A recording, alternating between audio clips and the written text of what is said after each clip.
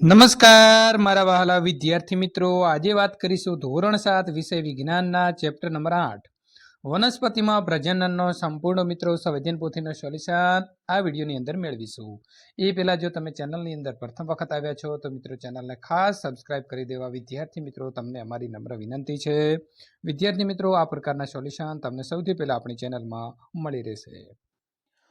પાઠ નંબર 8 વનસ્પતિની અંદર પ્રજનનનું મિત્રો સોલ્યુશનની શરૂઆત કરી રહ્યા છીએ. પ્રશ્ન નંબર 1 સાચો વિકલ્પ પસંદ કરીને લખવાનો છે. ઈસ્ટમાં પ્રજનન ખાલી જગ્યા દ્વારા થાય છે તો કલિકા સર્જન. કઈ વનસ્પતિના બીજ પ્રાણીઓના શરીરને ચોંટીને દૂર સુધી જાય છે તો ગાડરિયું. કયો છોડ મૂળમાંથી વૃદ્ધિ પામે છે તો મિત્રો શકરિયું. ફલિતાંડ શામાંથી ઉદ્ભવે છે તો જન્યુયું. નંબર 5 વિવિધ પુષ્પોના અંડાશયમાં ખાલી જગ્યા આવેલા હોય છે તો એક કે તેથી વધુ અંડકો. નીચેનામાંથી વનસ્પતિના કયા ભાગો લિંગી પ્રજનનમાં ભાગ લે છે તો મિત્રો પહેલું અને બીજું એટલે કે પુષ્પ અને બીજ. બટાકાના છોડમાં આંખ એ શું છે તો પ્રકાંડની કલિકા છે. નીચેની ખાલી જગ્યાઓ પૂરો. ઈસ્ટના કોષમાંથી એક નાનું બલ્બ જેવું પ્રબલન જોવા મળે છે જેને મિત્રો કલિકા કહે છે. સ્પાયરોગાયરા નામના લીલની અંદર અવખંડન જોવા મળે છે. બે સજીવ મ્યુકર ફૂગ અને મિત્રો હંસરાજ દ્વારા બીજાણુ દ્વારા પ્રજનન થાય છે. અલિંગી પ્રજનન એ કલિકા સર્જન, અવખંડન, બિનજાડુ સર્જન પદ્ધતિથી થાય છે. જોડકા જોડો. તો પેલું છે બીજાણુ સર્જન તો આવશે ડી હંસરાજ. લિંગી પ્રજનનમાં આવશે એ ફળો. અલિંગી પ્રજનનમાં આવશે બી પ્રકાંડ. એકલિંગી પુષ્પની અંદર આવશે ઈ મકાઈ અને દ્વિલિંગી પુષ્પની અંદર આવશે સી સરસવ. માગ્યા મુજબ પ્રશ્નોના જવાબ આપવાના છે. કયા કયા છોડની અંદર સૌપરાગનયનની પ્રક્રિયા થાય છે તો મિત્રો સરસવ છે, ગુલાબ અને પેટુનિયામાં સૌપરાગનયનની ક્રિયા થાય છે. કયા કયા છોડની અંદર પરપરાગનયનની ક્રિયા થાય છે તો મકાઈ, પપૈયા અને કાકડીની અંદર પરાગનયનની ક્રિયા થાય છે. નંબર 15 મિત્રો, કયા કયા છોડમાં કલમ પદ્ધતિ દ્વારા પ્રજનન કરી શકાય છે તો ગુલાબ, ચંપા, કરેણ વગેરે છોડની અંદર કલમ પદ્ધતિ દ્વારા પ્રજનન કરી શકાય છે. પ્રશ્ન નંબર 16, નીચેના આપેલા ફળોના માંસલ ફળ અને શુષ્ક ફળોની અંદર વર્ગીકરણ કરો.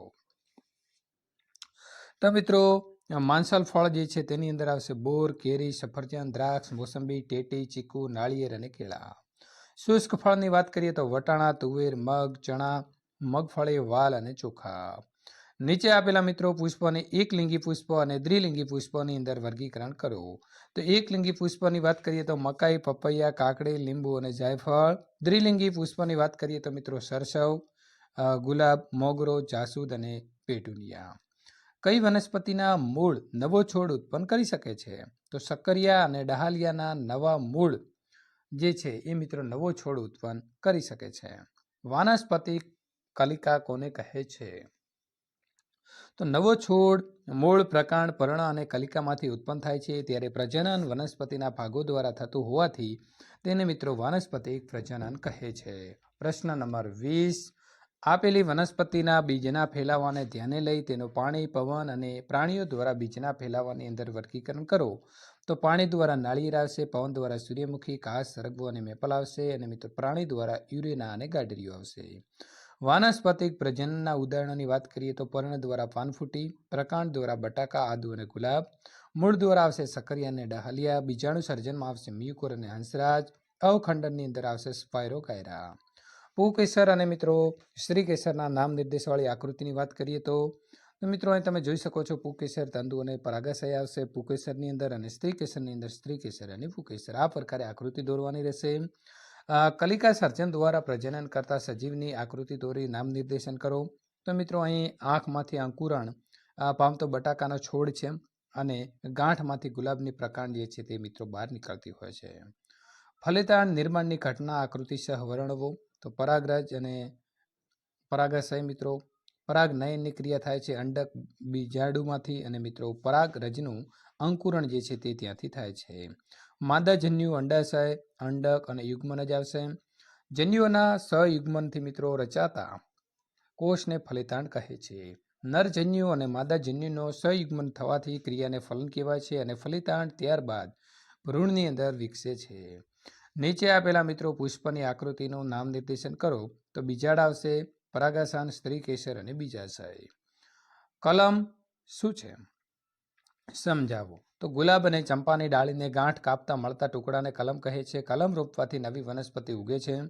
વાનસ્પતિક કલિકાઓ પણ નવા છોડનું સર્જન કરી શકે છે. અપરિપક્વ અને આચ્છાદિત પર્ણો ધરાવતો પ્રકાંડ એટલે શું? તેનું કાર્ય શું હોય છે?